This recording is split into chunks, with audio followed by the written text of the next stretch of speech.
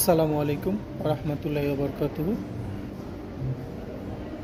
তো কথা বলতে চাচ্ছি যে কুয়েতের বর্তমান যে নতুন একটা নিয়ম করছে যে খাদেম ভিসা থেকে যারা শোন করতে চায় তাদেরকে শোন করার পারমিশন দেওয়া হয়েছে এবং এটা চলতেছে গত 14 জুলাই থেকে এবং চলবে সেপ্টেম্বরের 12 তারিখ পর্যন্ত ইনশাআল্লাহ।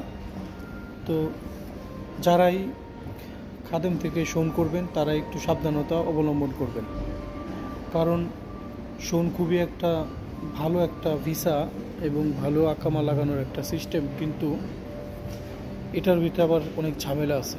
ঝামেলা বলতে হলো যে আপনি যখন খাদেম থেকে শোন করবেন, শোন করার পরে আপনি যদি ভালো জায়গায় এই আকামাটা না লাগান সেক্ষেত্রে আপনি অনেক বিড়ম্বনার শিকার হবেন। কেমন সেটা হলো যে আপনি যদি কোনো আলতু ফালতু জায়গায় আকামা লাগান সেক্ষেত্রে আপনি পরে ওই আকামা ট্রান্সফার করতে পারবেন না।